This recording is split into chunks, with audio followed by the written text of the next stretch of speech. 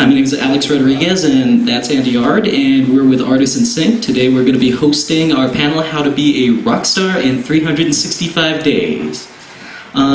Before we start, do have a couple ground rules. There's not a lot of people here right now, but we do have, people are going to be asking a lot of questions, and we want to make sure that everybody has their time to speak, so keep the questions relatively short, and I think we're going to be good. We'd like to thank our panelists for showing up here today. Thank you for taking the time and not charging us for your time. Whoa. I got your answer. Easy. You're Paul, man. Anyways, let's get this started. If everybody here could just introduce yourselves and tell us what you do. Do we need the microphone? Do we need it? You guys can hear me in the back. Can you hear me in the back? It's just thing, you're going to use my phone and it doesn't go into my ear. Oh, okay. That was kind of it. And I can't stand the sound of his own voice. And you'll be shocked to hear the lawyer is going to talk loud, right? So, my name's Dave Ratner. I'm with Creative Law Network, which is a law firm focused on law for the creative arts, so working with musicians and everyone else in the arts and entertainment industries. I am a recovering band manager and tour manager, quite a few years on the road as well. So learned it all that way, and then went to law school after that experience, and do a lot of contracts and just kind of counseling and helping people hopefully become rock stars. Hi everybody, I'm Julie Sutter. I own a marketing company called Unconventional Inc. And my company does the marketing for SpokesBUZZ Fort Collins, which is a non-profit. We help music in a lot of different ways at the local level, grassroots, helping things like this, panels, education. And then our intent is to also amplify the Colorado music scene, so that's one thing we're doing. I will market to you real quick, and I may have to leave a little early. We've actually got an event going on today and tomorrow for SpokesBUZZ. I'll send these around. I'm going to street team everybody while I'm sitting here, because that's what I do. That's what I do. But we are over at the Irish Rover today from 12 till 6, and tomorrow from 12 to 6 doing a showcase, so please come see us. Hi, my name is Jack Hayford, Hayford, like hay in a Ford. Nobody can get it right. Haywood, Haywood. Anyway, I live in Nashville. I work in the music business, along with my business partner, Jim Atterbury. And this girl will tell you more about it as well. We have run the Durango Songwriters Expo since 1996. Started in Durango, because they're widely called Durango. Started in Durango, we did about 10 years there, and then they kicked us out and have any more. Songwriters come there because they generate enough income for tourist places like this. I don't know. But anyway, we've moved around since then, been in a bunch of places. We also do one annually in California, in Santa Barbara. I'm going to put these stickers over there, which I use as a business card. So you can take one of those. I'll need you to promise to display it proudly somewhere on your clothing, perhaps. I work, in addition to doing the expo, I also own a small record label and just released my daughter's first record. And I work a lot with people who come to Nashville for the first time, hooking you up. I know a lot of publishers there. I'm really hooked into, I've been there now 7 years. And I'm a good bridge for people that come to the expo anyway and communicate with me later, contact me later, say, hey, I want to come to Nashville. I even have a writer's apartment that I rent really cheaply for. So I writers who want to come to Nashville and be shown around a little bit. So that's what I do. I do other things as well, but I'm a web marketing professional. That's in addition to that. Nice to see you. Nice to see you, baby. I'm Katey Laurel, and I'm an artist who is based in Denver. And are most of you here artists, writers, industry side? Just raise your hand if you're an artist. Raise your hand if you're a writer. All right. And raise your hand if you're wanting to go more on the industry side of things. And what is your interest? She's working on it. I shouldn't just slide and raise my hand. I'm married to Dave, so I just let him. I'm stuck in the crowd. That's 2 weeks old, isn't it? Yeah. Congratulations. So see, I can't stay away from him. Nice. I was saying nice because that's kind of weird. Anyway, so I'm an artist. artist here in town, and I am very focused on the building sustainable careers for artists. So myself is my first priority, but I like to help other artists and aspiring artists and learn the ropes of the business and kind of some different areas that you can find revenue streams and market yourself and kind of build a more sustainable model for your career as an independent artist. So that's what I'm about, and I'm also here sort of on behalf of Durango Songwriters Expo. That has been my big link to the industry and a tool that's really helped me. And I have brought some brochures for next fall's Expo, which is actually going to be in the Omni in Broomfield. It's very close to here, and it has a list of the industry people attending. October 3, 4, 5. October 3, 4, 5. If you guys would like to pick up the brochure on the way out to get more information. It's actually the registration form as well, isn't it? Yes.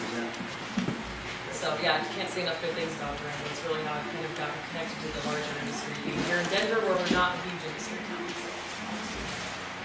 My name is Storm, and I'm a music business professor at the University of Colorado, Denver. I'm going to use the mic because I'm soft-spoken. Hi, I'm Laura Bond, and I have made this joke before when being introduced after Dave. I'm a recovering music journalist. I was the music editor at Westward for 6 years, I think, before Dave Herrera, and I have been somewhat atoning for that time ever since by working in nonprofits and kind of creative communities, community building, education, and things like that. I used to run flowbutz.org, and now I work at the Colorado Symphony as the special projects manager.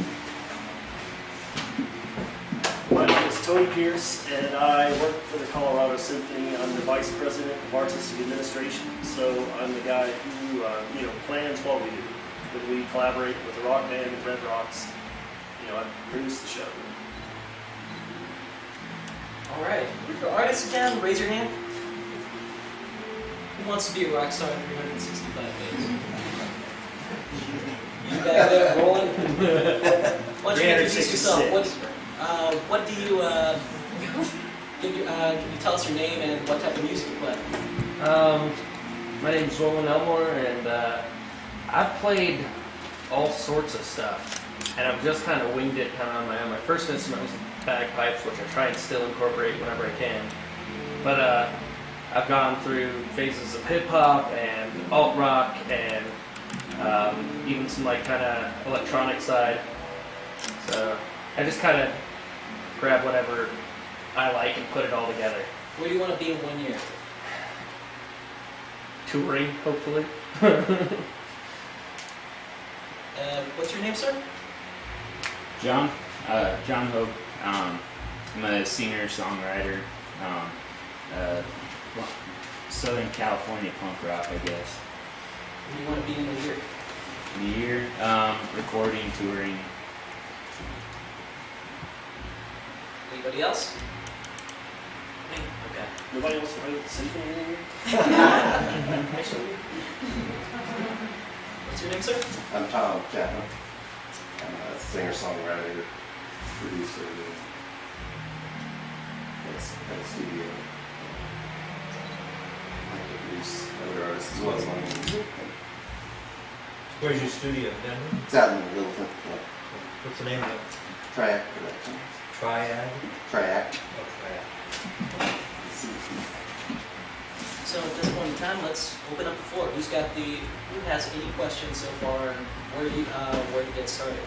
So think about this as day zero. What do you do within the first week? What do you think? Well, you've got to have material. You need to be out there in front of people. When I was thinking about this topic, my thoughts veered to maybe a little more philosophical, so I'll just briefly say for now. I think even just sort of defining the term of what it means to be a rock star is something that every person has to sort of individually grapple with on their own. And what's another word for a rock star? How to be successful or more advanced in your career, really examining your own motivations about what it is that you're doing and what you want to get out of it. Is it that you want to be rich and famous, or is it that you want to have a more full and interesting life, or you just want to be better at your craft? So I would say day one, week one, really figuring out what your motivations are.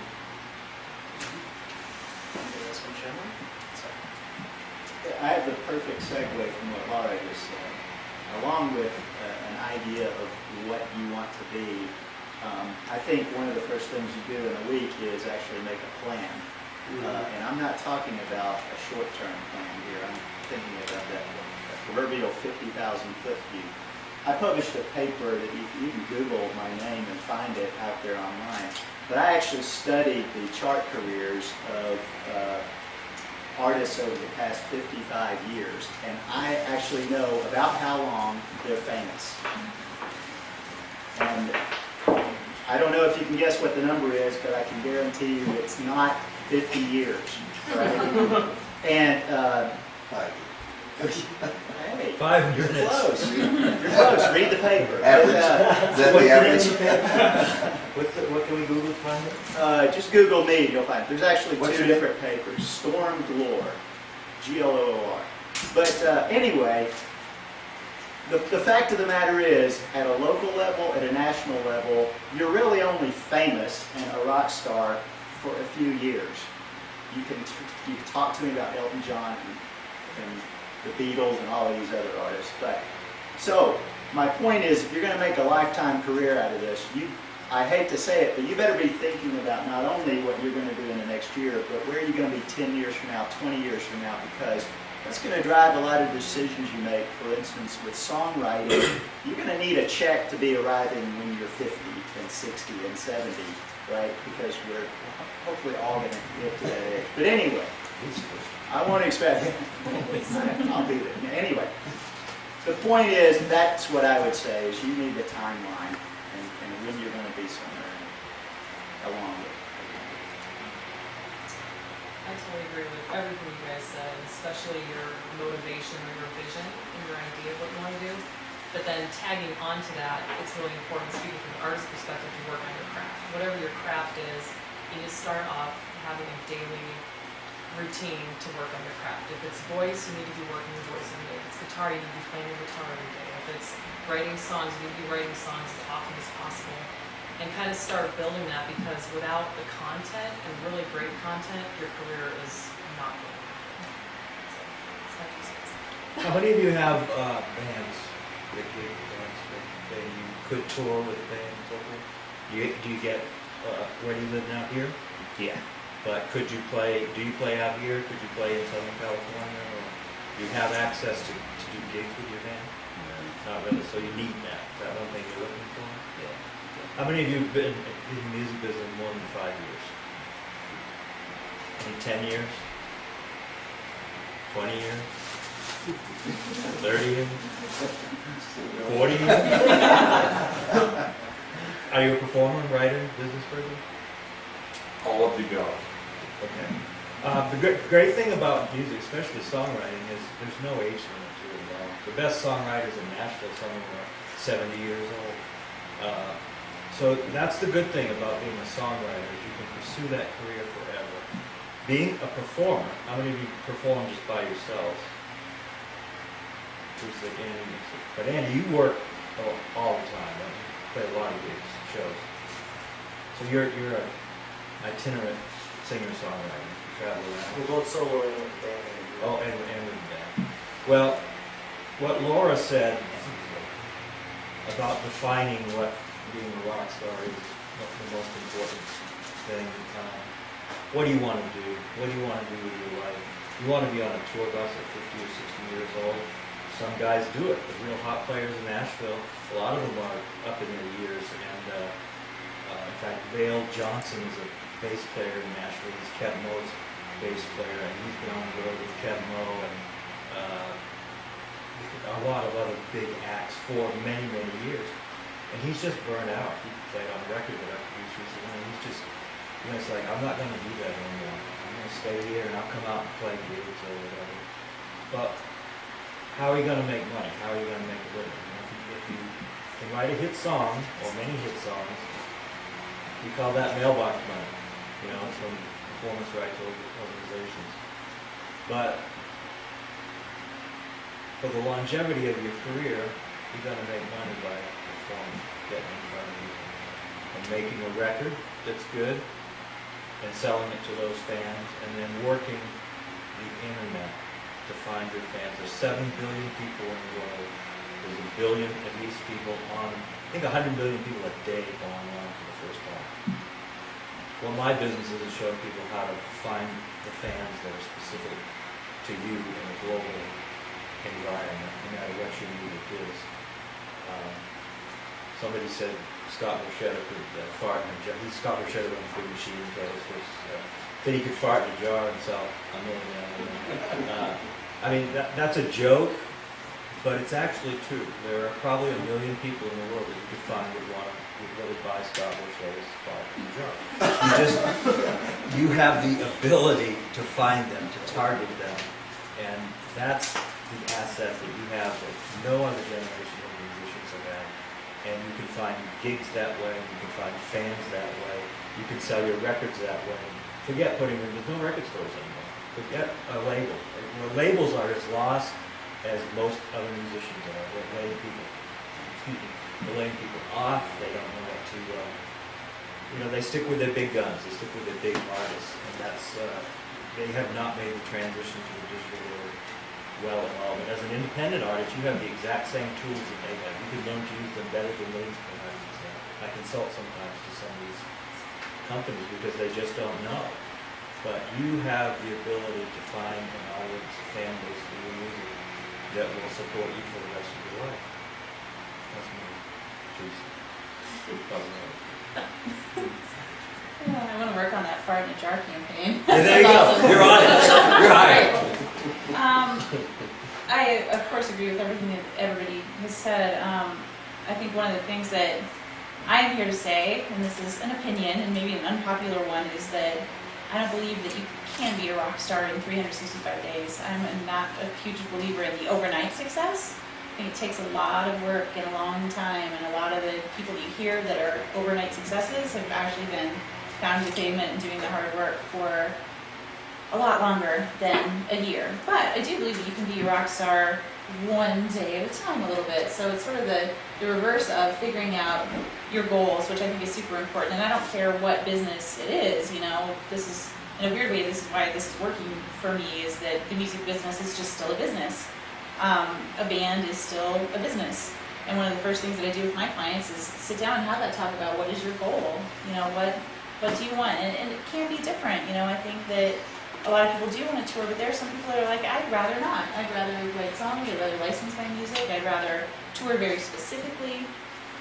So start at the goals level and then break it down into what tools and what practices that you can do to build that rock stardom.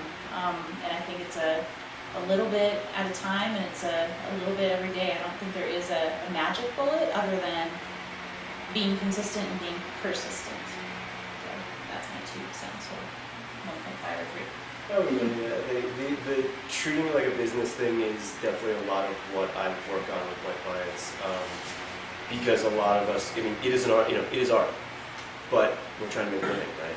So unfortunately, it's a product that we're marketing, we're packaging, and from the legal perspective, I think, just like if you were opening a store, starting to sell products, whatever else, starting to manufacture any sort of product, you definitely want to plan ahead, right? And make sure that everything is not only a business plan, but also, it sounds kind of silly, but forming a business, especially if it's a band, forming like an LLC, a limited liability company, that that has a document that reads out and says, this is this person's responsibility, and this is we vote, majority vote rules or supermajority vote rules, and these decisions are made this way.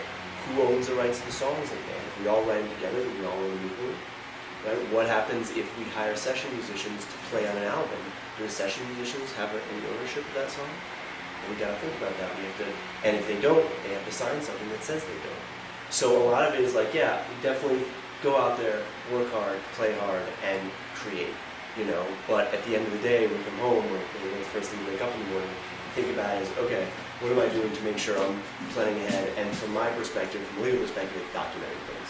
It's having things in writing, and protecting things.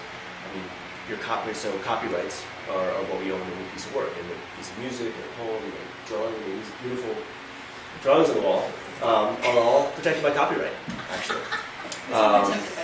but you have to register those copyrights. So I doubt these are registered copyrights, but if you're writing, if you're writing down music, if you're just, if you're just shedding, well, maybe we don't. But if we're putting down a demo track, well, maybe we register that. So that type of planning stuff starts at day one. I'm going to throw this one out there because I know it's been said that it's impossible to do this in 365 days. But let's say this is a hypothetical. Let's compress the timeline to 365 days. What are the major milestones that you have to reach? And what are the priorities that you need? And when would you prioritize them? Anybody? I'll go back to number one, which is you can't suck.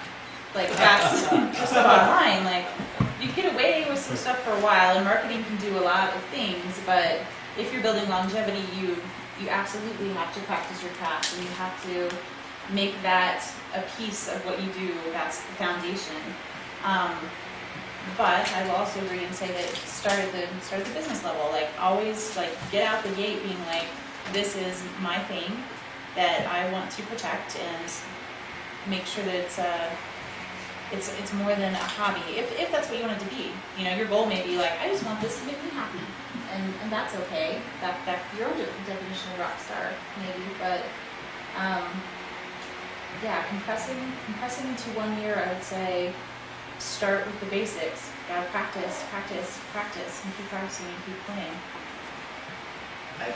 Coming from the platform of I still agree with you that 365 days is too short. But if that's your plan, you better be not only very talented, but you better have something that no one else offers.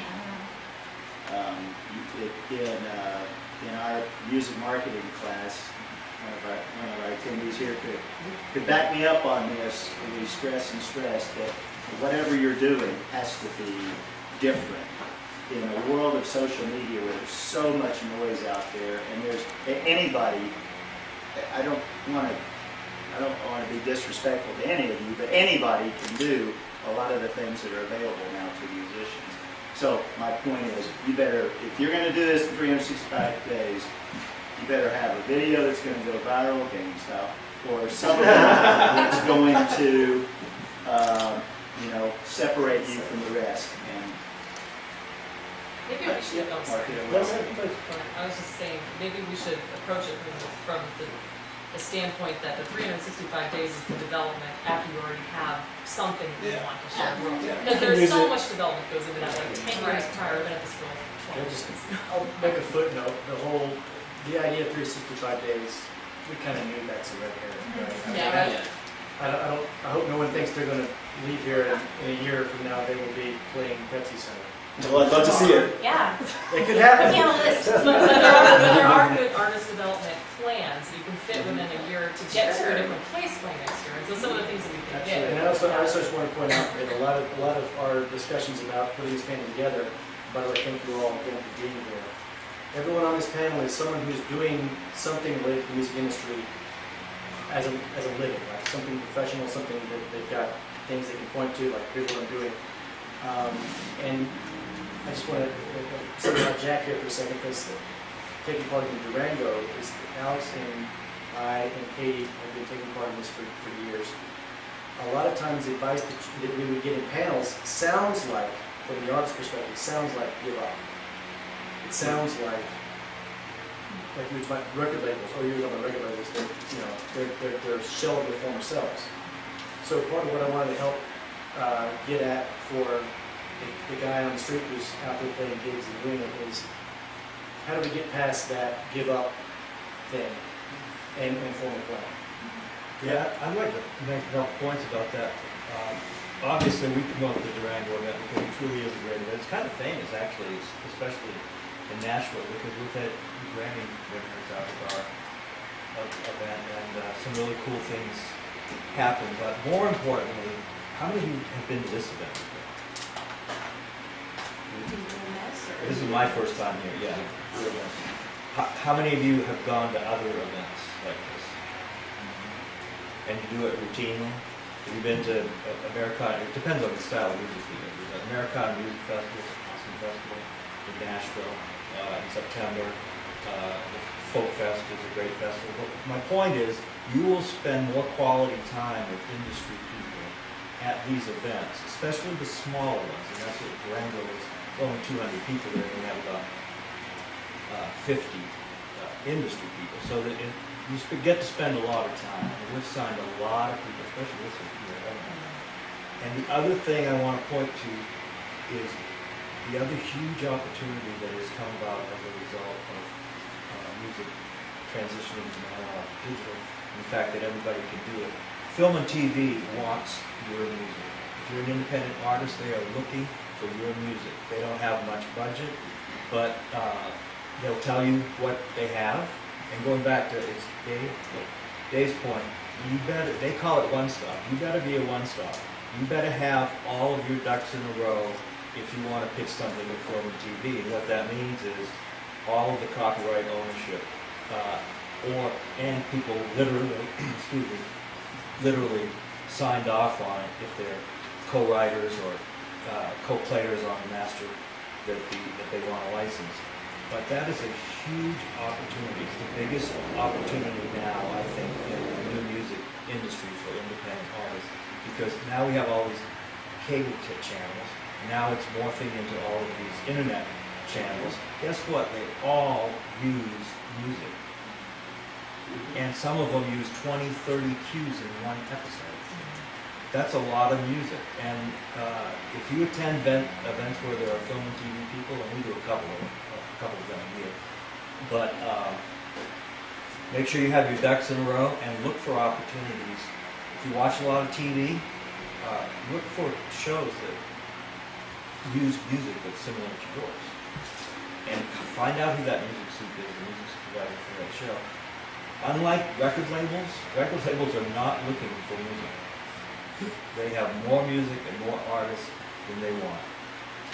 However, film and TV supervisor, that's the new A&R. We don't even have an A&R panel at our event anymore. It used to be the biggest panel. Everybody was there. We'd have major label A&R people, and everyone at the conference wanted to be at that A&R panel. That was, since 2000, I think, we haven't even had an A&R panel. But now we have multiple music supervisor panels and listening sessions. And every event we get people get signed, get deals, get licensing deals.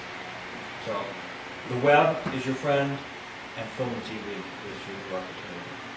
Well, it's also a lot about, yeah, you have to have a great product, but very few people, there are definitely examples of people who are in their basement, put it up online and get discovered, but most people are out there pounding the pavement, and a lot of times, you have to have a great product, and it's also who you know.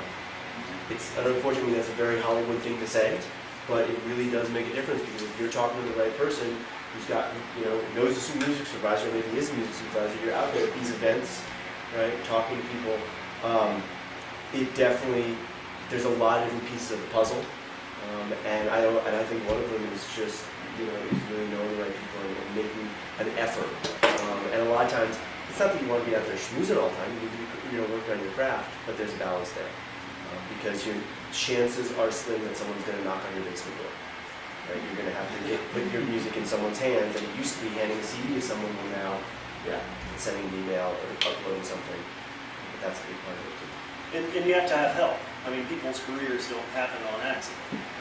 You guys know what red light management is? Have you guys ever heard of red light management? It's in town. It's arguably the largest talent manager in the rock and roll world. Literally everyone from Tim McGraw to the Dave Matthews Band are managed by someone who works for red light. So it's all about relationships. These guys have offices in Europe, they have offices in LA, they have an office in Charlottesville, Virginia, and they basically create the market for their touring artists. All these guys like, guys in town here, like, Gregory Allen Isaacoff, those guys they play a European tour every year. It's because the networks are there. And it's about the relationships. So these things don't happen on accident. And as an artist, if your goal is to play the Pepsi Center, you got to know how do you book the Pepsi Center? Who owns it? You guys know who manages the Pepsi Center? It's Kroenke Entertainment. So, it's Stan Kroenke. It's the guy who owns all the soccer teams and football teams, they have an office in town. You know, they're also ticket horse. You know, it's a complicated business, and most of these successful artists definitely have someone who's their bulldog who protects them. Because the artist needs to focus on being the artist, you know, so you need somebody who's navigating the complicated world for you. You know, you need an attorney. You need, just so you don't get screwed, honestly. You know, you have to have professional help because, you know, there's deals being made. And that's the important thing also about making deals is if you don't ever make a deal, then nothing's going to happen. So you got to start by making deals. You know, you got to, and that's booking deals. You got to always understand the economics of whatever you're involved in. You know, if you're playing a gig at the High Dive, you need to understand where the money is and who's getting paid. I mean, are you just getting paid for the beer that you drink, or are you actually going to get a cut of what's at the door? You know, for us, it's, you know, we have 80 musicians, so it's a different, so we have guest artists and we also have our resident artists. And, you know, our guys who win auditions, you know, to win a job in the symphony, it's a national audition process. You know, 80 people, so we have a violin vacancy, right? So we need to hire a violinist. We have 80 people from all over the world show up and we all have to play the same thing. And it's done anonymously behind a screen. So we even put carpet down, so you don't even know if someone's wearing heels. So it's absolutely an anonymous process. And, you know, it is incredibly competitive. I mean, because sometimes we won't even hire someone. So you got to get up an hour early to practice 25 hours a day. You know, that's one thing you have to do for sure. Because the artist has to be the artist, you know. The musicians aren't operating the orchestra. You know, that's my job. So I'm the businessman who helps them operate. You know, you got to have help, I guess. That's the first thing I would say, is you need someone who's your resource in the industry, because it is about relationships. You know, like Devotchka played at the Hollywood Bowl last weekend. You know, it's a band from town, and the reason is because their manager has a relationship with a lady named Joanna Reese who books the Hollywood Bowl.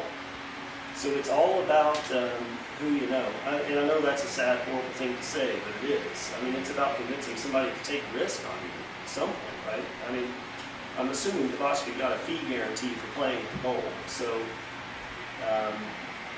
you know, the LA Phil operates the Bowl. So they, you know, they may or may not have made a bunch of money. I don't know. You know, there's a lot of money flying around. Like Red Rocks is its own little economy. You guys know, like, you pay $10,000 for stagehands to produce a concert. It costs $100 grand to turn the lights on. So there's a lot of risk involved in producing a show up there. If we produce a show and sell 4,000 tickets, I'm in trouble because we're going to lose money. So you got to have somebody who's taking that risk for you and navigating the business world. Because building a team, right? Yeah, team of you gotta people. Yeah, there's an attorney, there's a manager, there's a booking agent, there's a publicist. Yeah. Right? Well, I would jump on that to say, to your point about, you know, the notion of an overnight success is, everybody knows that's not a real thing. Devotchka, as an example, I remember seeing them at the Gothic Theater at the Westford Music Showcase maybe 12 or 13 years ago, and he was this weird guy who came out and he was like yodeling and he looked like Desi Arnaz, and it was just like really weird music, but I had never heard anything like that before. And Nick Urata was in the process of discovering what kind of music he wanted to make and making artistic choices and building and building and building on that, and the audience followed, the audience found them, they found the audience, they toured Europe relentlessly, they still do. But just to reinforce the point that, you know, as these things are evolving and you're thinking like an entrepreneur, you know, ask yourself, what is it that makes me different? And maybe just because I'm an artist too, and facing the question of, when I create something, why am I creating it and who am I creating it for? And what are they going to get out of this experience? What is the experience of the thing that I'm making? And just constantly returning to the creative questions and the questions of craft. And you're not going to do well in that audition where you're competing against 50 other world-class players, or whatever metaphorical example applies to your career and your place in time. But you just got to be really dedicated to having that be your priority, is the creation and staying on top of trends that apply to you, things that are happening in the world with media and technology and all that stuff. There are amazing opportunities, but Daft Punk did not come up with that record they just made by trying to be like anybody else. They had a really weird and very specific vision that is resonating with a very increasingly sophisticated audience of listeners. Yeah, and you know, I said earlier, you've got to have something special, but Laura was elaborating on that, that you may not find it immediately. Who was the guy?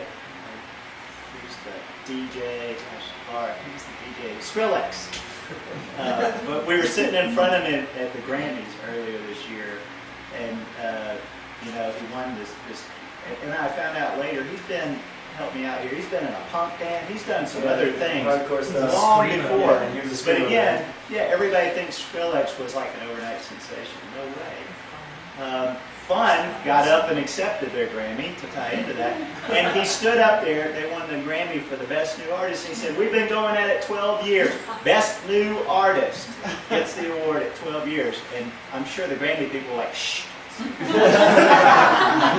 But yeah, you might not find that voice, as we say it. I heard a podcast from these songwriters who will say they don't even want anybody to hear their first album and the first group of songs they wrote.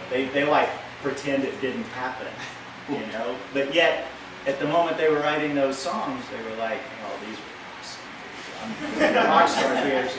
So you might not find that voice, and to also go with the point of it is who you know. I mean, I would definitely back that up, but taking it a step further, I had lunch the other day with this young lady who she knew exactly who she needed to know. She identified, she sat as a teenager here locally, she sat and identified the producer she wants to work with someday. She identified that person by name after listening to all their work. She identified who she was going to get to know. She moved to New York at 19, I guess. She had 2 #1 songs last year that she wrote on the UK charts, and she's a huge dance artist now. And she's, my school would not like me saying this, but she didn't go through a music business program. She just studied who she needed to know and worked on her craft too. So, I mean, I want to ditto those earlier ones. I mean, I think the thing is that there is actually, I mean, there are certainly examples of overnight successes. It definitely does happen. And there's no formula. I mean, that's what we're all going to sit here and throw out whatever we think, you know, but there's no one way that it happens. I mean, so, you know, Lumineers have done it, and they're not with Red Light. You know, they're management companies, you know, and yet, and they just, it hooked. It took off. So, Yeah, I can either have a great song or a great connection. One of the two, right? hopefully both. Hopefully both. Now, go ahead. I was just going to add to that from the artist standpoint. First of all, congratulations to all of you for being here, because that's the first step, is getting out and networking and actually trying to learn something. And listening to what people say when you do go and pitch your song to something like Durango, being willing to grow. The artists I see not moving forward are ones that think that their music has already arrived and they're not listening to industry feedback, or being willing to take and tweak or rewrite or do the things that the industry tells you need to do to grow your music. Because all of us are artists and all of us have egos of one sort or another, and we start to see our stuff as perhaps a little bit inflated from where it actually is. We are not very objective about our own art. So it's really important to get that critical, constructive criticism from the industry, and then take it and apply it in the project. I just saw you got a placement. What was that? I just got a placement in MTV's Fish.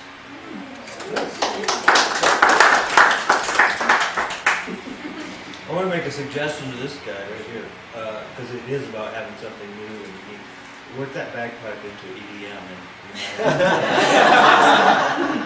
Mix it with an art. ACDC had a song in 76 called Tomorrow We're Talking About Rock and Roll.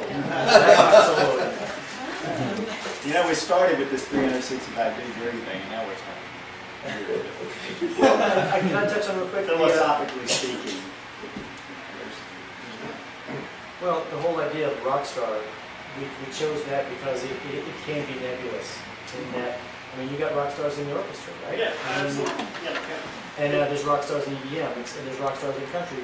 We use that term to someone who is, you know, very good at what they do and famous for it. And Yeah, and work with other people. I mean, I encourage you to challenge yourself and really push yourself. You know, collaborate with artists who you would never associate yourself.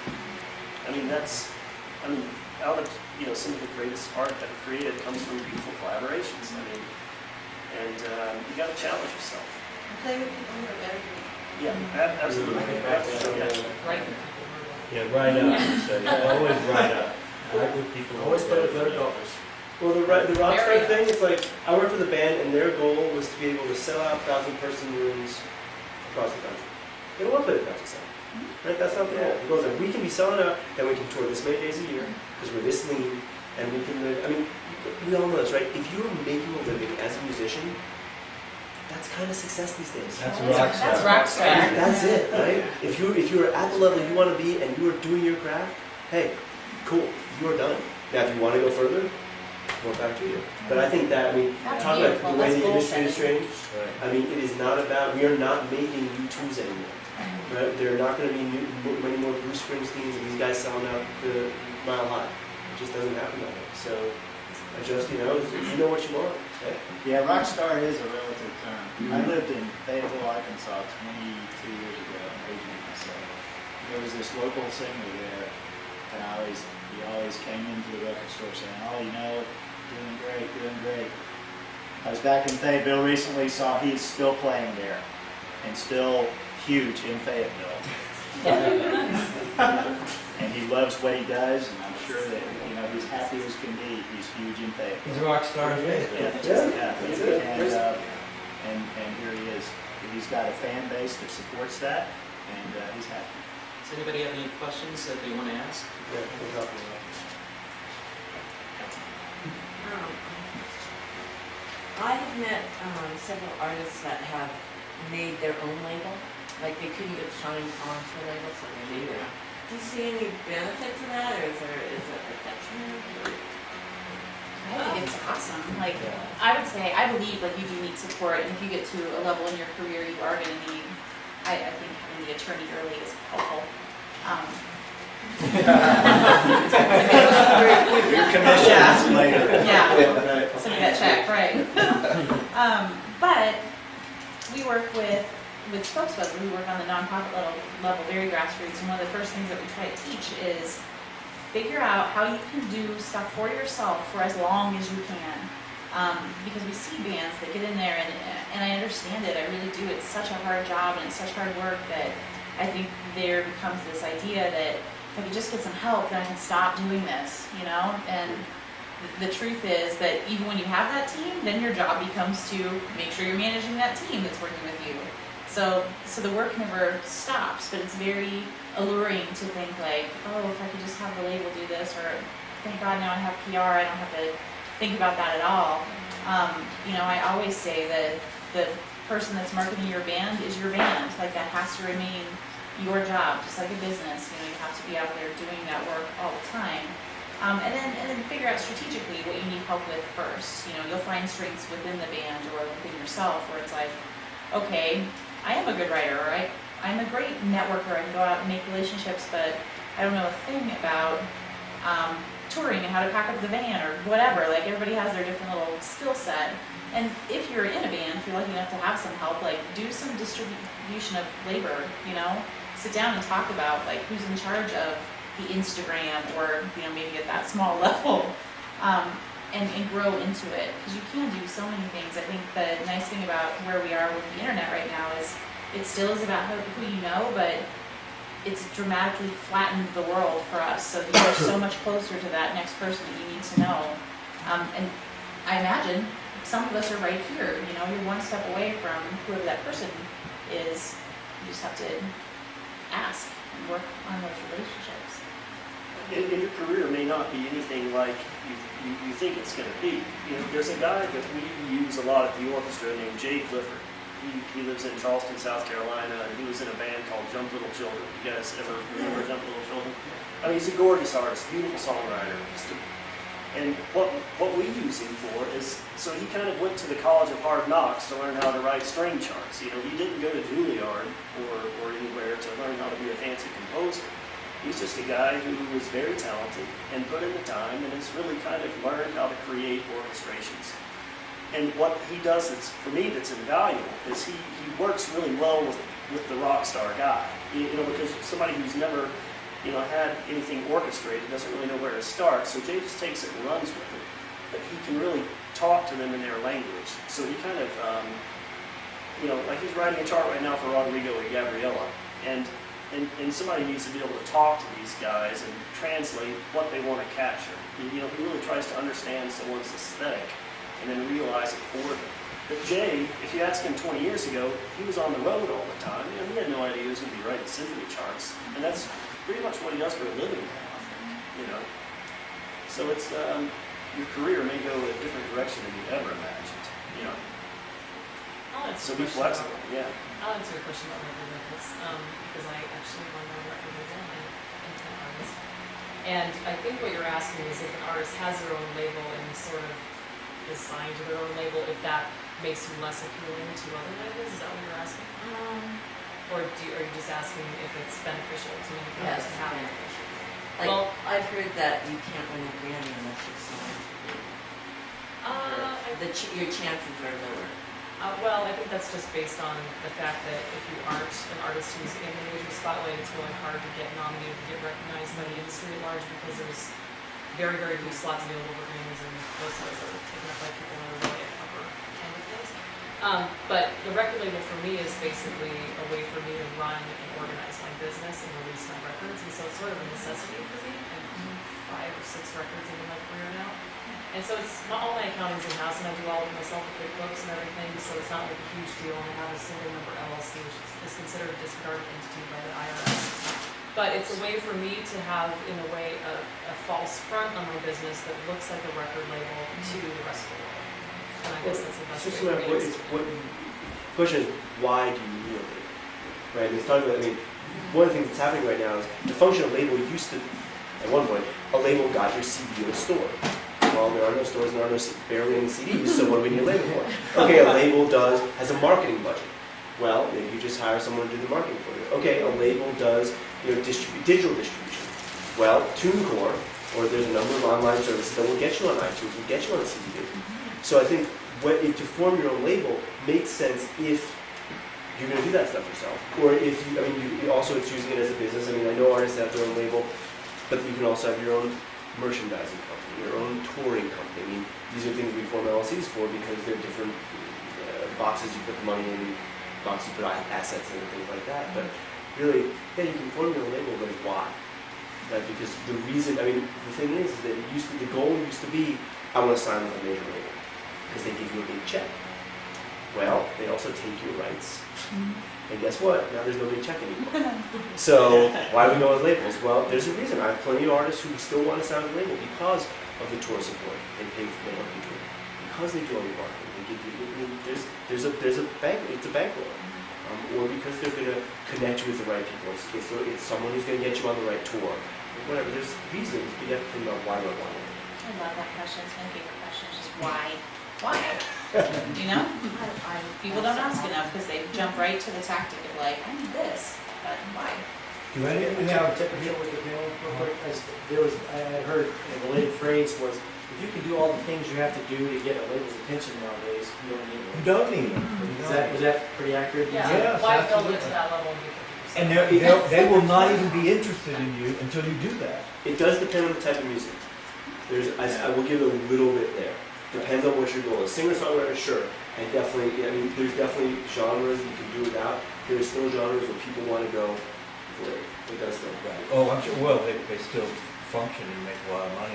Yeah. And there's also, the other thing is the deals have changed a lot, where, for example, you don't have to sign a publishing, you don't have to give the publishing rights with your label deal. A lot of times they used to go together. And pretty much you're going to give up your masters, but for the most part, but just these masters, how many records are attached to it, is your back catalog that you're giving up also. And because we now live in the world of 360 deals, which means the labels are taking a percentage of all your revenue streams, they're taking a percentage of your concert tickets, they're taking a percentage of your merchandise, they're taking a percentage of your syncs, all these different things. There's a lot more room to negotiate too.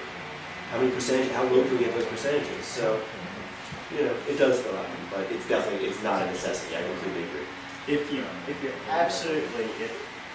goal to ever make anything of yourself is going to be measured by signing with a label, at the same time, just to turn around what Andy said, you have to sign with a label. The best time to find a record label is when you don't need one. that's when, because as soon as you get at a negotiating table with the label, large or small, that's when problems start happening. So I would also add that is if you can work up to the point where you don't need a record label, then go check around, but be aware of that. Can you talk a little bit about Cam Records? Cam Records? Definitely talk about this. Nice segment. Thanks. Thank you. We have a record label on the panel. Look at that. Cam Records, College of Arts and Media Records is where Cam comes from, and we are a record label that is student-run at the University of Colorado, Denver, and we work with the community and work with local artists and put out records. I say records, and we put out a couple of those little silver things, and we had the fortune of putting the Fray on one of those records before they got signed, and since then we've had Paper Bird and Ian Cook and some other local favorites on our albums, but we got away from the silver discs and we put out a flash drive now. Our last two releases have actually been flash drive. For 2 years running, we won the award for the best student-run record label in the country, in the independent, some organization with independent labels. But we didn't qualify the next year because we put our album on a flash drive, and it was our biggest selling album ever. We sold out their wristbands you wear. And so from a student perspective, it was an album and something to keep their term papers on and stuff like that. And our next release comes out at the beginning of this fall semester. We actually have a credit card, USB, so it's a little more handy for students to carry around, and we anticipate that selling out. And we're working now on a covers album featuring many local artists who contracts haven't been signed, but they're gonna cover classic hits, and we're taking care of the licensing for that. So there's my play. I know you guys have heard the old adage, it takes money to make money. How do you go about building up that war chest, and how difficult is it? I was wondering, like, how big is the band to get 80 people to the gig? Big band. School Well, I'm speaking about my own experience. I've been at this for about 11 years. Prior to that, I was a classical musician in college and was a French horn player. So I decided after I kind of saw this 80-person audition type of process that wasn't for me and I didn't want to do that. So I struck off writing songs and doing this, but the whole time I've been working other jobs to kind of help build my business. This is the reality of it, right? And it's not a rock star, and I've done all kinds of things, from cleaning houses to working in legal offices to working in marketing, which is what I've been doing the last 5 years, which has actually been pretty handy because you can take skills you learn in other jobs and apply it to your own business. It helps you be more business-minded. But lately, as you guys all know, crowdfunding has become a big topic, and for me, I've had a significant amount of support for my last record and a little smaller amount of support for my previous record.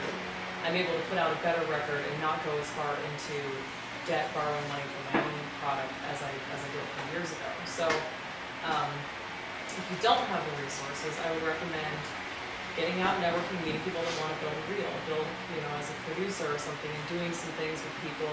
Maybe you want to do something like that with some artists here, and you'd be willing to do it to trade, if they'll play some songs and some other projects, instruments and things like that. There's different bartering methods and ways to get into studios and start putting out a good product without a lot of money.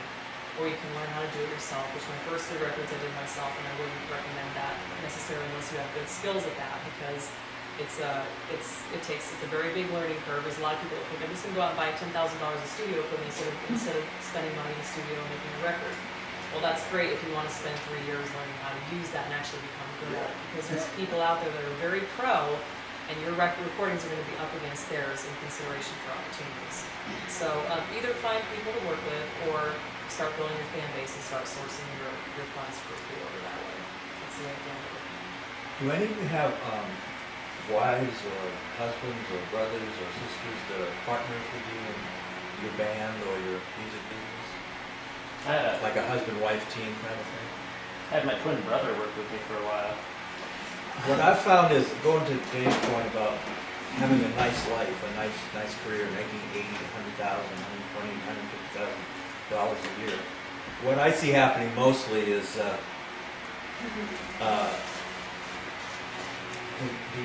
logistics and the financial aspect is so much easier if you can pair up with somebody.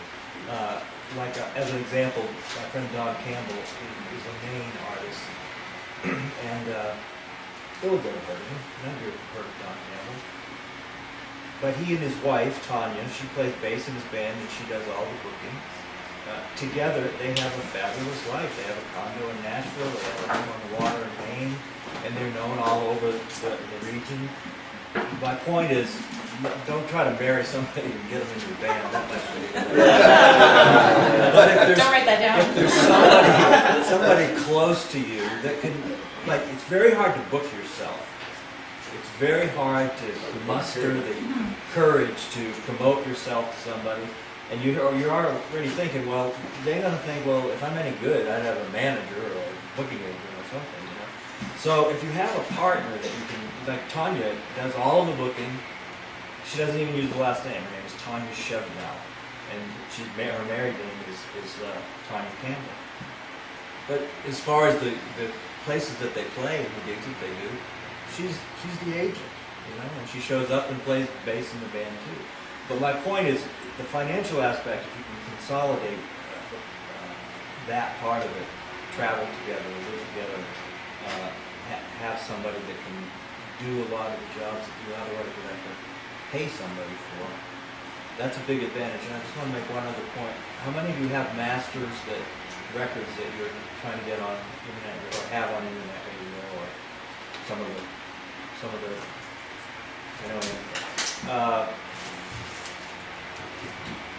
what do we call them?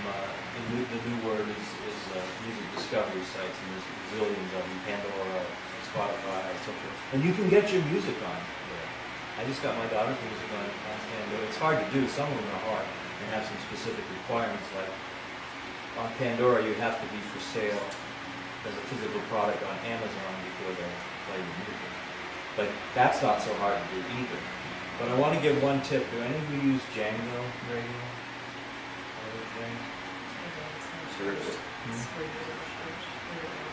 Well, that's what my point is. They have a really cool interface where you can get your music played for very little money, in some cases free. But the interesting part about it is the tracking that they give you, the demographics. They give you, the email address, the location, the age, and it's a very good tool. Small, but still a very good tool for you to test demographics and locations, hotspots of people that might not even be in this country. But that's another thing that's cool about the internet is you can use the same marketing set of tools that major corporations use. In fact, you can use it better than them if you know how. But Django, look at Django about putting your music on there because it's very interesting to see. I got 27 new fans, and here they are, and here's their email address, and I'm going to tell them, here's 2 in Denver, my daughter played in, she's on Django radio. It's called radioairplay.com. Yeah. But, and you can, radioairplay.com if you are wrong. But it's amazing how sometimes, like we had people in the Denver area who liked my daughter's music and gave us their email. And then you come to town and they show up at your gig. We did a couple of gigs here, and you make fans that way. You could never do that with terrestrial radio. You have no access to who's listening to your music and who your fans are. You have a lot of control. It's minutia. It's hard to deal with all of it. But you can deal with it. We have to do everything ourselves. That's the bad news. The good news is we can do everything ourselves. The money is a big part of it. And I think, it's a really good question, and you have to forgive me, but from the lawyer's perspective, be careful about who you're taking money from or who you're promising money to, getting things in writing, making it clear, because I've definitely, there's a couple angles to that. One is just making sure that deals are clear, and the best way to make sure everybody understands is on the same page is by putting it down on a piece of paper, because then you can't say, oh no, I thought this. Well, no, it's on the contract, right? And and certainly, yeah, I mean, having family members and stuff like that help you out, absolutely. Because I'm not always as concerned about contracts between wife and husband. It's like you guys probably got to talk about it enough, right? But I also do see brothers and sisters in fights and arguing over money. And one of the things that happens, it's a really unfortunate thing, but nobody cares until there's money involved. Once that album starts selling, then people come out of the woodwork and say, "Hey, I played horn on that part. Where's my piece?" Right? So again, it's a weird backward sort of thing where everyone's happy to play when there's no money involved, and then once there's money involved, people come out of the woodwork. So again, just getting everything in writing. The other interesting thing on the Kickstarter side of things is Kickstarter has solved the problem that we have in securities law, where the law doesn't want you to go out and sell what's basically like a stock, like an interest. Like if you give me $10, I'll give you 15 back in a year. That's what caused the stock market crash in 1929. So we have these securities laws, and there's this Securities and Exchange Commission, and they don't like you to do that. So be careful if you're going out and raising money. Kickstarter and crowdfunding things safer than trying to do it your own way, talk to a lawyer, whatever. I will say this: the easiest way to make $1 million in the music industry, start off at $10 million. There, the air is out of the balloon. I'm sorry, you guys, I do have to run. I'm sorry to leave. I will leave a little smattering of business cards over there, but find me at SpokesBUZZ, and I'm happy to answer any questions that you have. I love working with you all, and if I leave you with anything, it's don't give up. Please don't give up. You each have something unique and amazing to share with the world, and work on it and figure out what that little piece is, because there are people out there like me that are waiting to hear it. So thanks for having me.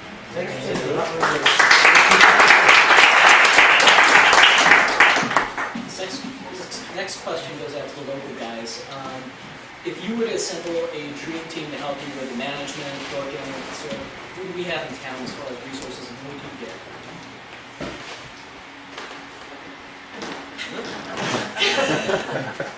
Dave for my attorney. There's not that many music attorneys, that's for sure. Depends on how you call it. That's not really working very well there. So that's part of this. I think that's hard. It's really getting specified. It's like, I mean, red light is great, but not for everybody. And I think, They're not using the local, they're not individual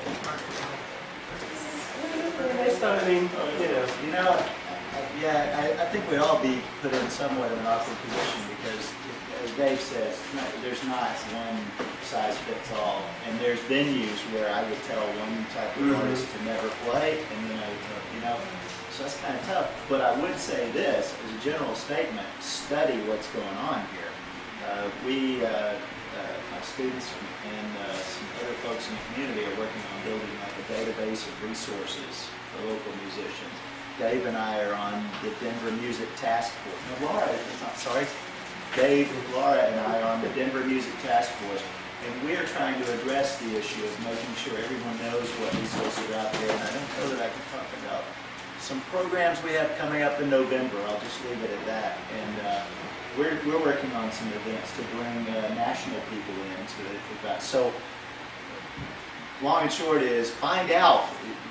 Go to each call each club, find out who books, and just make your list, and then attack it. So make your own list, and then, as everyone has said, find out where I'd love to hear Katey's thoughts on it. My thoughts, well, I've actually been taking an artist development courses in New York, so this isn't entirely local, but one of her recommendations, especially for indie artists, since we are kind of the head of our ship, or like running our ship, and until we are making a certain amount of money, which is usually in the $50,000 to $100,000 range before you can actually start looking for a manager or a booking agent.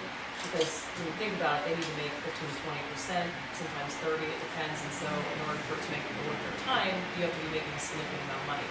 So she recommends that you start off with getting assistants, in which case I'd like to point out Leo Sky over here from UCD is my intern this summer. And if you start off with interns and possibly virtual assistants online that can do some marketing for you, that way you can kind of start handing off some of the things you feel comfortable handing off and still staying in charge, which will help you learn how to run a team eventually. And then when you get to the point where you're making money, and hopefully you can work with somebody who's got established business. But we do have red light. I'm not sure who's doing booking, maybe Mark Blazer. He's in Nashville. Yeah, I mean, there's a great guy in town named Mark Bleasner, and I always like to recommend his website, which is called bandguru.com. There's a lot of free resources on there, just kind of the type of subjects we're talking about today. So bandguru.com is a good place to look. There's organizations like Combo. The swag bags here are from Combo, and I disclosure, I serve on the board of Combo as well as RCC. So I'm not even sure if Mark Guy, the president, brought me by. Yeah, there's a few different organizations to get involved with. There's a great local group of artists, including Andy and Laura over there, and myself, and Andy Ard, Andy Palm, Andy Ard. All of us are involved in Durango, so we kind of have a sort of contingency of Durango songwriters here in town. We get together, we have a meet and greet, actually, is it the 30th or the 31st? The 30th at the Walnut Room. This way we start getting kind of plugged in with the community of people that are moving and shaking and trying to get things going with their careers. I think there's nothing more valuable than that. I also started a Facebook group called the Denver Soundtrack, which is just for networking, gig sharing, things like that. No show promotion, because a lot of the forums in town get totally bogged down with that, and then people just completely disregard them. So this really is for sharing gigs, looking for other musicians for your band, sharing educational information about the industry. If you guys are on Facebook, request to join the group, the Denver Soundtrack, and I'll add you guys. It's a closed group. There's a lot of great information that gets kind of shared back and forth on it.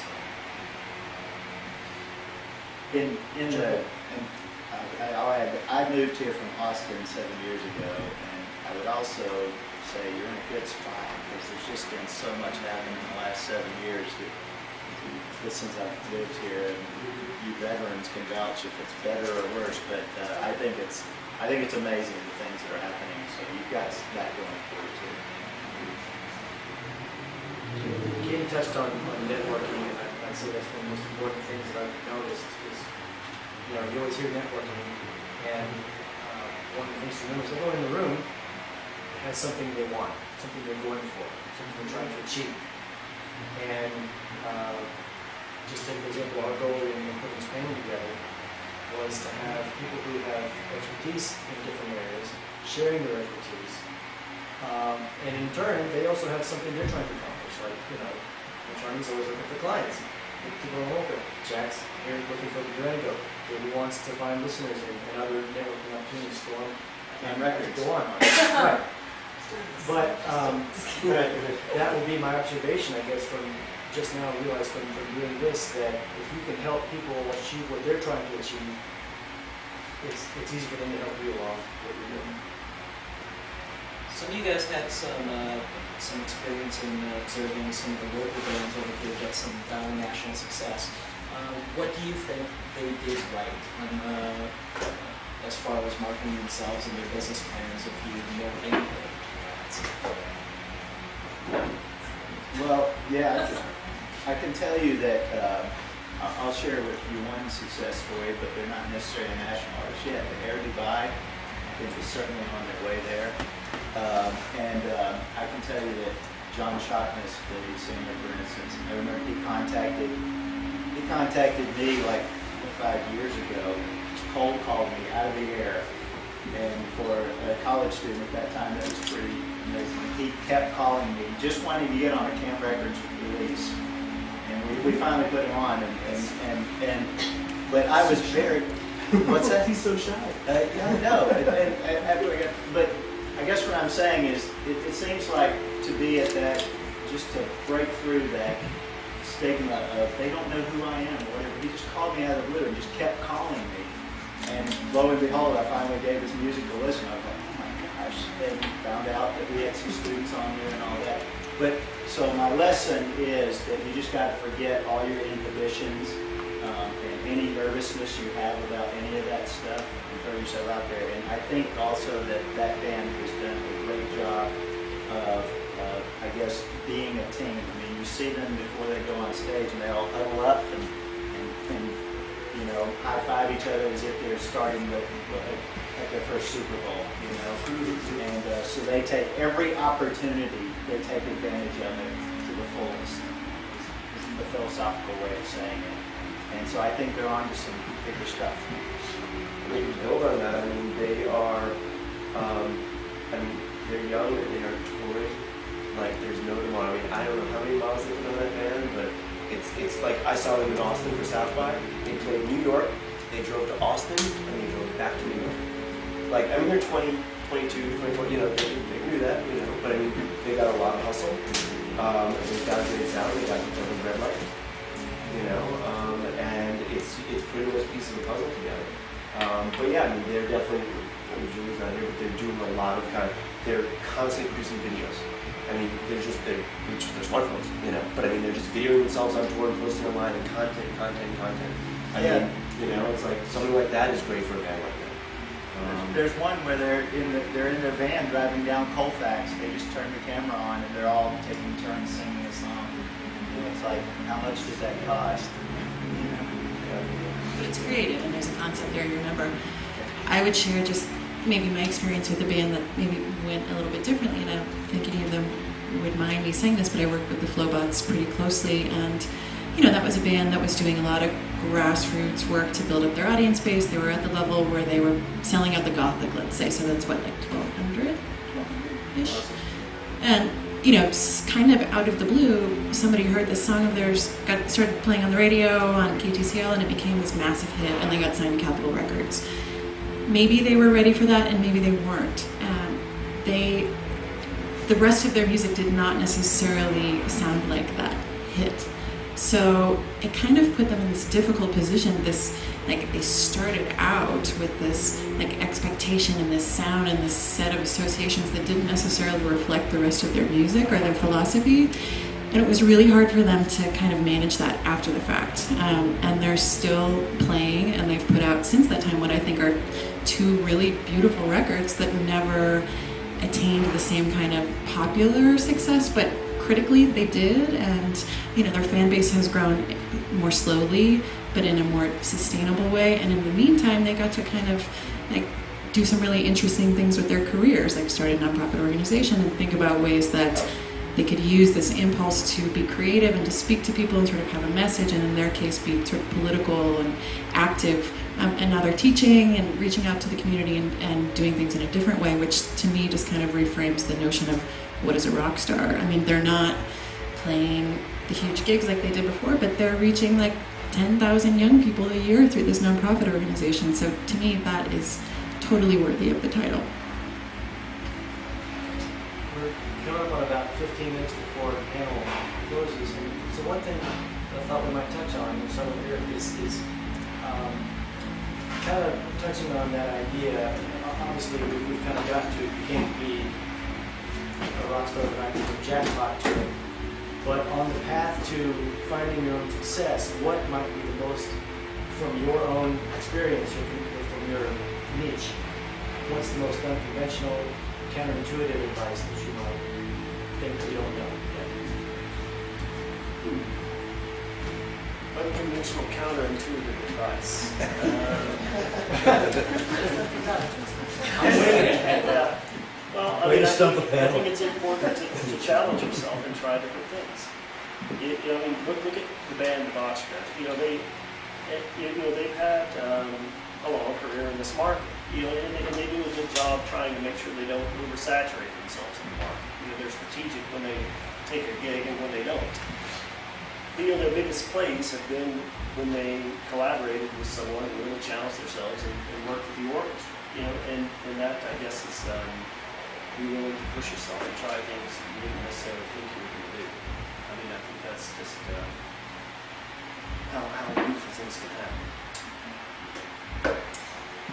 I guess I would recommend it very serious, honest gut check, and just asking yourself the question, if there never was a dime to be made from this effort, and it still required everything that you had, but you were never going to make money, you were never going to be famous, you were never going to have groupies or whatever it is, would you still do it? Does that idea still light you up? Is it still something that brings, joy into your life? And if the answer is yes, then keep doing it, and it's possible and maybe even probable that those things will come to you. But if the answer is no, I would say probably don't.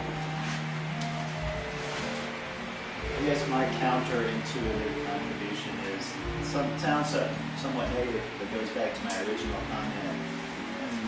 Thinking about what you would do if you didn't make it. Have a backup plan.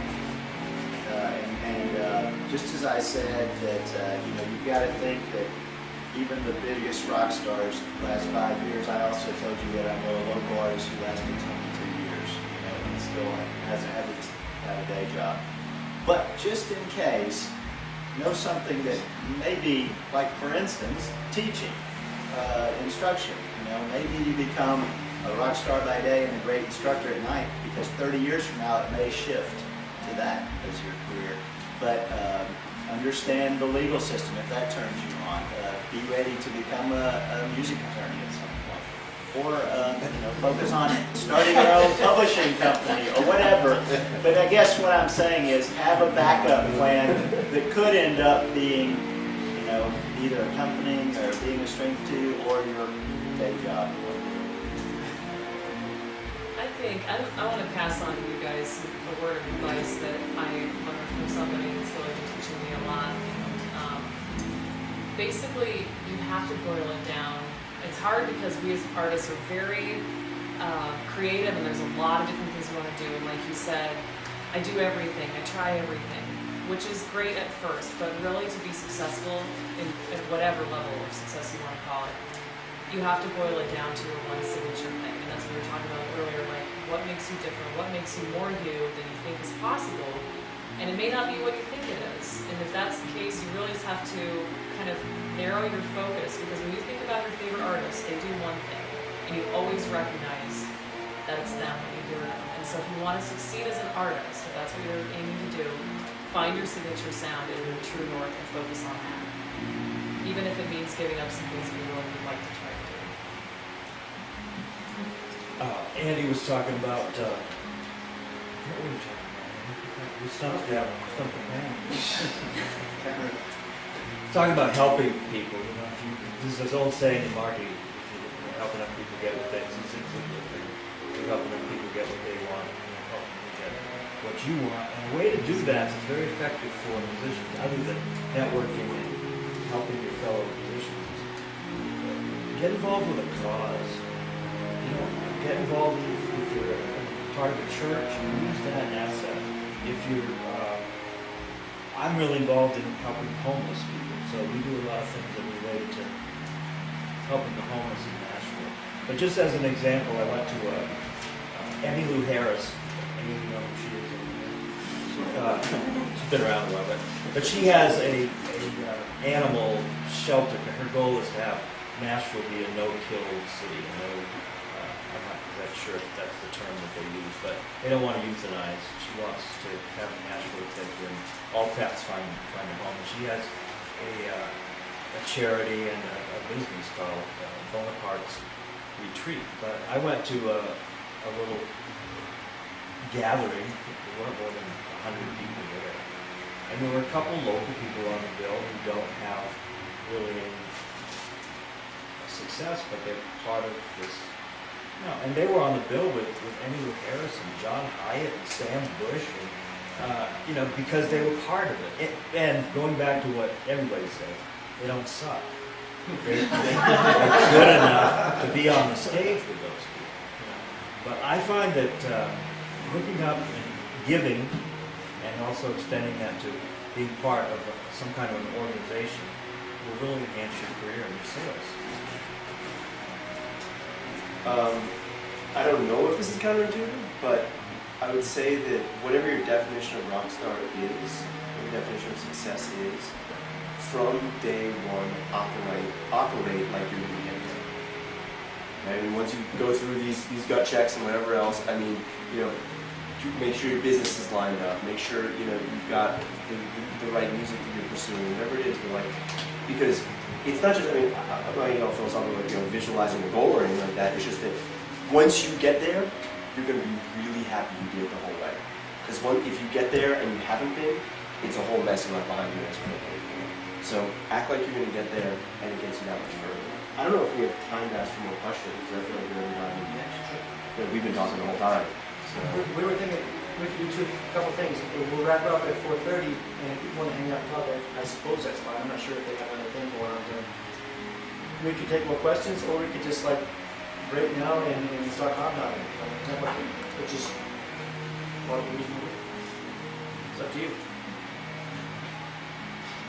questions? So I have some questions about building a fan base and expanding that. I know the Flowbots have done some very interesting, outside of the box kind of things. And I just, I'm an artist advocate, I'm not, so, just in ideas. Outside of the box, I'm getting increasing my fan base. Jack and I probably wanted to see Yeah, interactions, we're both in marketing, but a really, really great resource that I've been working with my intern on is Twitter, and actually focusing on followers of, fans of artists like your artists or yourself or whoever is doing the Twitter marketing.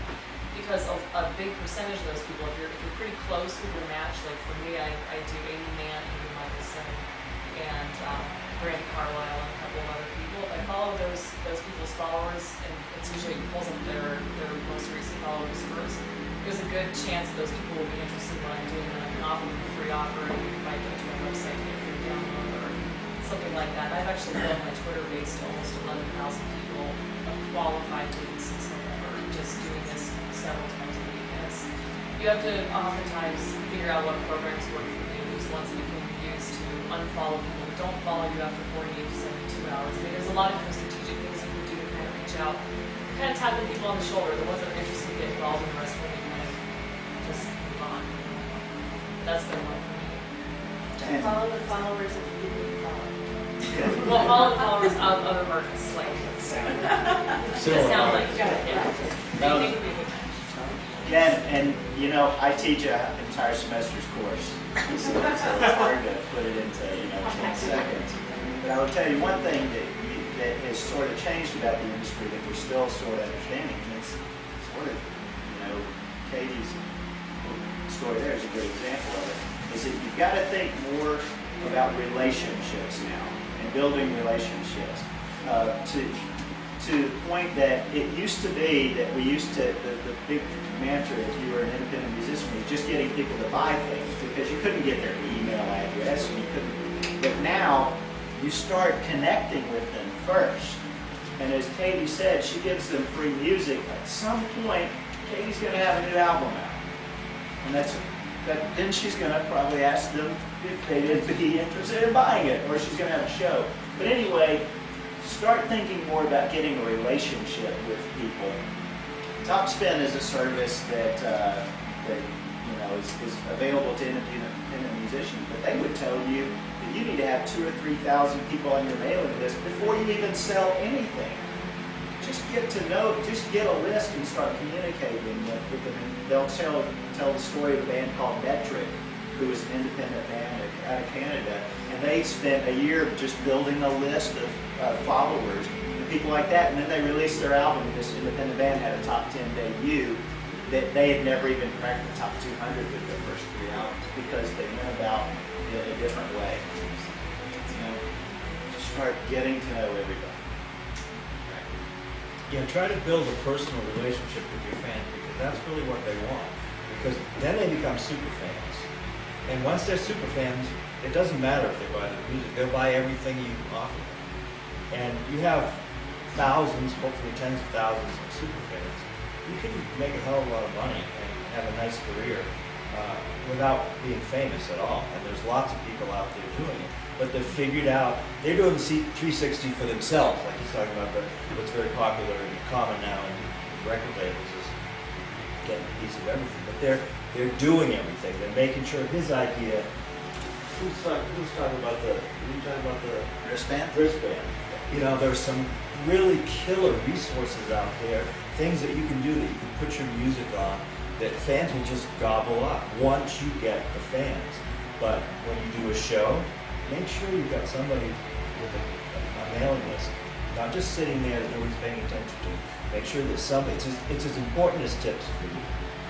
Getting their email address is as important as getting a $5 bill. But it's only important if you follow up with them regularly and reach out to them and don't be the prima donna at the top and say, hey, it's like all about you. Think about them. And your fan base will grow very quickly. If you don't suck. Really good at that. If you want to follow Jared Leto, he's really good at that personal touch. I heard one of the a different panel, the idea was when you, like say your show's at 7 or 9, say it's at 9, be there at 8 o'clock, let your people know, let your fan base know, we're going to be there at 8, hanging out, pizza's great there. You need to know if pizza's great, but go there. So we're going to have a table right up front, come on down, hang out with us, and that's an opportunity to meet more people because think about reasons people go to a show. They want to see the band play, but they also want to be around the band. And so be around for the things. And even the biggest bands are doing that. That's a terrific tip. One of my best friends plays with Jason Alvey, and before every show that they do, he's out there well before to meet and greet these people. Some of them come through radio promotions and so forth, but he's available to them. And that's what changed in the music industry. It used to be that the music the stars were here, and you were down here, and you never really had any personal contact with them. People want personal contact now, and they can get it. And if you offer that to them, they will become a super fan. And it's like worth so much money. I went to see, I was at South by Southwest a few years ago, and a friend had recommended I see this band called Civil Wars. And I was like, they weren't even on my list. And so I went and checked them out, and oh my God, I don't have to tell you, they were awesome. So I tweeted, I said, my highlight is the Civil Wars. And I got, granted, it might have been an intern who sent me it, but I got a direct message that said from the Civil Wars, thank you, we're glad you came. You're like, whoa. I told everybody I could tell at South by Southwest that I heard from the Civil Wars. And they are my best friends. All that. It's just amazing what that power. They will communicate with you. They will communicate directly with you because they know how important it is to be have a relationship with you. Yeah, I think it's partly because if they know you and they like you, then it's not even as much about the music. You still have a great product, but they end up wanting to support you as a person, which is why they're going to buy your record, regardless of how much promotion or marketing you do with it. Because I do think the industry is kind of coming back to this sort of patron-based system with the crowdfunding and everything, that the cream rises to the top of people that do the work and create good content and interact with their circle of influence. Those people are going to be supported by the patron arts people out there. Just want to pop in and say, it is 4:30. If there's any panelists that need to get going somewhere,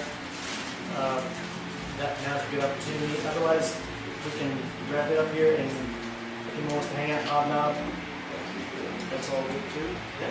So, well, we can stay here until we But I'd like to thank all the panelists for taking the time for this